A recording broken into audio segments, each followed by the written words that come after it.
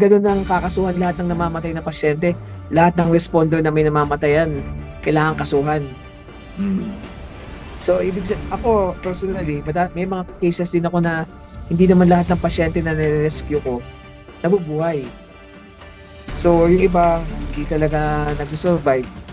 Pero, dapat ba na pag hindi ko na-survive yung ibang pasyente ko, kakasuhan din ako na negligence kasi hindi ko sila na-survive.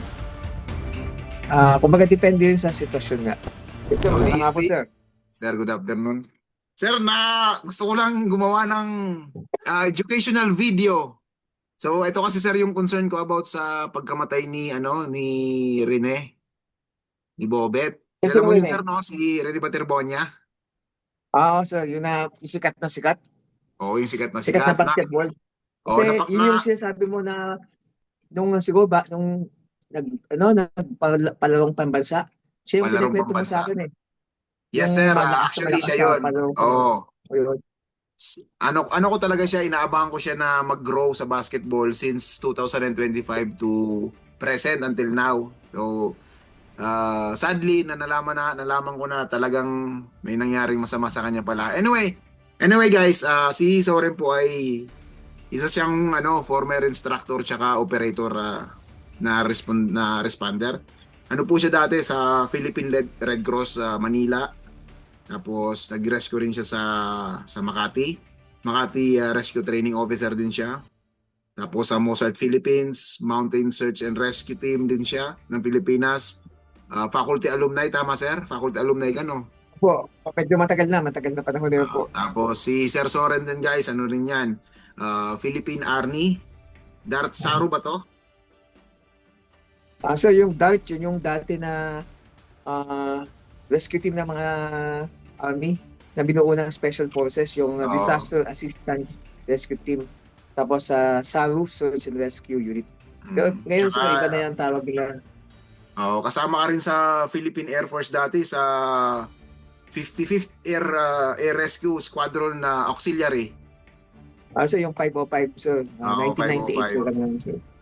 Tapos, PADI Open Water Scuba Instructor. By the way guys, si Soren ay isang scuba diver instructor din.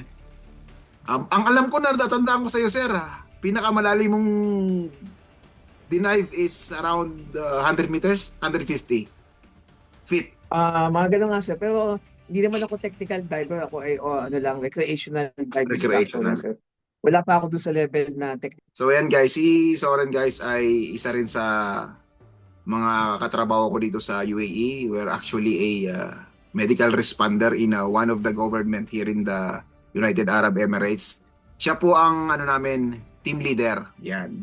Team leader Sir. namin yan. Tapos kami, sir, role natin, firefighter EMT tayo, sir. Yeah.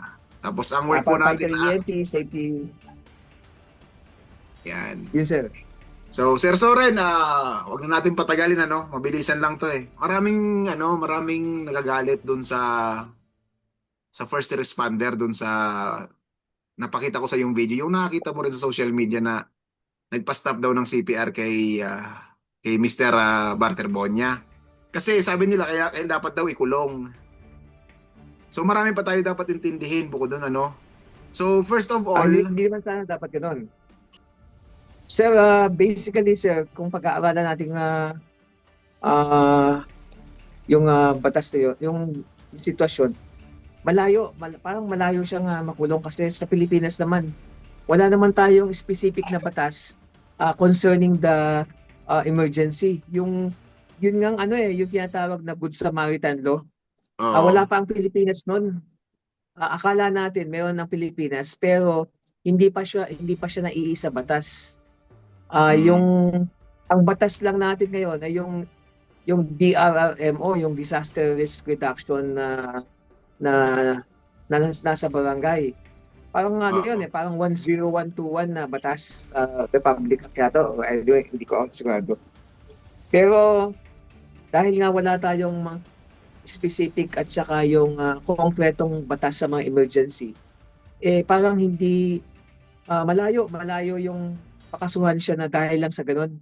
Na yung Mm, sasabihin natin na at hindi natin pwede din gamitin na pang depensa yung Good Samaritan Law. Kasi Okay. wala namang Good Samaritan Law pa sa Pilipinas. Sa Pilipinas, yun nga, yung may Good Samaritan Law. Yung Good Samaritan Law naman sa Pilipinas, hindi pa naman, di ba, hindi pa siya, tawag Hindi dito, pa naibatas. hindi pa siya nagiging batas. Tsaka hindi siya kung naging batas man yung Good Samaritan na yon, kung talagang na-apply na yan, kung na-aprobahan na ng Senado, hindi rin siya mag-a-apply doon kay rescuer kasi yung rescuer is active duty niya yun eh. Hindi Oh, so siya oo, hindi siya may Good pananagutan Samaritan Law siya. kasi naka-duty siya.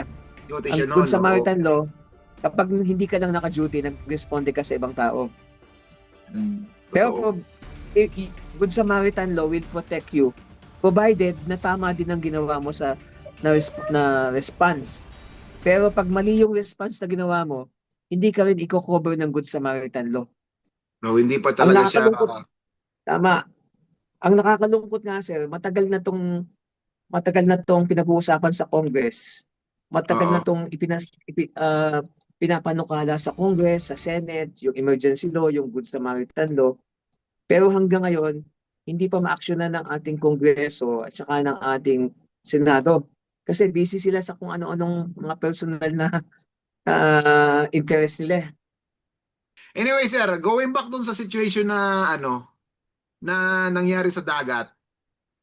In terms Sir, of in terms of sige sir. being a rescuer, ano yung pinaka una mo dapat gawin sa sitwasyon ni Bobet na nahanap na siya sa pagkakalunod? Okay. So, ang pwede nilang kasi DRRMO ang nag-responde, kailangan na equip din yan kasi may budget ng gobyerno. Ang kailangan ng mga gamit na pwedeng dalhin ay spine board na waterborne spine board, meron silang si collar, AED, Mm. pocket mask, ambubag, Mm. airway. Pagkakuha kay waterborne niya sa tubig, pwede silang mag-dosido yung airway na agad sila. Yung technique na ginagawa ng mga water rescue scuba diver, dosido ang tawag doon. Then, dali sa lugar na tuyo, kung basa siya, punasan siya ng tuyuin, lagyan ng pads, ng AED, analyze rhythm, kung shockable, i-shock, kung hindi shock, continue CPR, then pwedeng lagyan ng airway, ambubag, tapos 30:2, kung hindi naman sila uh, hindi nila gusto na gawin na mag-airway kasi pwede namang compression CPR only, which is madami namang nagsusurvive lang na compression CPR only, pero wag mong titigil. Once nag-compress Actually ka guys, na, push actually hard, sir, sorry. push hard, push fast. Oo, mayroon nga yan yung parang para makuha mo yung tempo, yung kakanta ka ng stay alive, ah, Staying alive. Ha? ah, Ha? Ha? stay Ha? alive. Naalala mo yung mga nangyari doon sa mga kaibigan natin sa trabaho natin? Nakasave sila ng basketball player. Oo, Compression only lang ang ginagawa compression nila, lang, hindi di ba? sila nag-airway. Nabuhay nila yung basketball player. Ayan sir, Tapos meron tayong bisita how guys. are Ito you? po si Miguel Sebastian. Sige, nagawa na anak at nag-ano kami ni Tito Sore. Balik tayo pag CPR niya, wag mo nang titigil 'yon unless na kailangan mong tumigil dahil bababa kayo hagdanan, magta-transfer kayo, dangerous yung area. Kung ititigil mo siya, not more than 10 seconds. Pero pagkatigil mo, balik mo ulit yung CPR ulit. Kahit nagta-travel ka sa stretcher, kahit Oo. na nagta-travel ka sa sasakyan, continue CPR, continue ang bubagging. Pero doon sa picture na pinakita mo sa akin, wala, nakalaglag lang yung kamay niya, wala nga nagsi-CPR, tapos wala nag-aambubag. Kailangan Wala, dire-diretso yun. wala May talaga, naka wala talaga. may nakapwesto sa ambubag, naka-ambubag dapat. Tapos di ko rin talaga ma-analyze masyado yung footage kasi nga putol.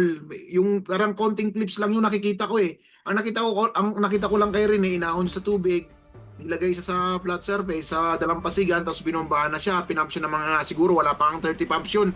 Dumating yung Hmm. dumating yung responder tapos parang gumagalaw-galaw siya. Tapos mamaya-maya parang yun nga pinapatigil nga raw niya sabi sa interview. Tapos mamaya-maya nakita ko naman sa isang clip hawak-hawak na nila sa Nasa backboard, stretcher, stretcher na. Tapos ang last na nakita ko is nasa loob si ng ambulance. Rene nasa loob na ng ambulance which is sabi ko, gaano kaya ako katagal yung delayed from the shore Simula nung pinatigil niya mag-CPR until naka-reach si Rene dun sa ambulansya, ilang segundo kaya yun? Baka, estimate ko nun, sir, more than minutes pa yun. Mga 2 minutes mahigit, Kailangan mahigit, pagdating mo sa sobra. ambulance na, may nakapwesto na, nag-aambubag Yeah. na, continue ang CPR, hanggang makarating ka sa Tapos, ospital. Itong nangyari na to, sa tingin ko, and I believe na matututo ng gusto yung mga nag-responde sa kanya eh. Malalaman nila na lesson next yun. time pala, Next time, oo. next time, ganito ang gagawin natin dapat. Next Tsaka time, dun sa ganito, dapat meron tayo ito. Tsaka dun sa nangyari na yon, magiging ano na sila, magiging Oo, active na sila. Magkakaroon na sila ng mga ano niyan, mga drill. So, mga drill training, ayan. So anyway, sir, pag, our condolences to the family of Divine and Rene. Alam ko ang ako libing ni na, Rene is June 24 na. June 24 na ata yung libing. pero naniniwala din ako na yung pagkawala niya is hindi siya in vain. Kasi madaming tao ang magigising, madaming sistema ang mababago Ah, yun para na nga yung ma-improve yung good safety ng side. mga tao. Oo. Dahil sa pagkawala niya, yun ang magiging daan para mabago yung sistema, magkaroon ng mataas na safety, mag-improve Mm. sa pamamagitan niya. Kaya i-push natin yung tinatawag na Waterbonia Baterbonia law. Law. Law. Kung may Kasi Eddie Garcia Law meron para sa Eddie mga Garcia law, pero dapat Waterbonia law. yung Eddie Oo. Garcia para sa mga showbiz yun eh, sa mga ah, welfare ng mga production Mm. staff. Ito naman So kay ayan guys. Baterbonia para sa welfare naman ng mga sportsman na naglalaro sa labas. So ayan guys, Pwedeng gawin yun. ito po si Paano guys ba si natin magagawa yun? Meron paano ba ba? tayo, pwede ba natin siyang i-ano sa i-campaign na gumawa tayo ng Baterbonia Law promoting the safety of the Plenty no? sportsmen. Safety welfare ng sportsmen. Safety of the athletes. Athlete, yun tama. Safety of the athlete. Pwede ang title niya, Baterbonia Law, Safety, Athlete Safety. Safety of the athletes. Ayan. Sir, Tapos Tauran na. pwede mo siyang i-promote ang author niya, ikaw at saka ako. Yun. Anyway, Si Sir Soren, Jimmy thank you very Lugando, much ha. at saka ang nag spearhead, ang nag-isip Ayan.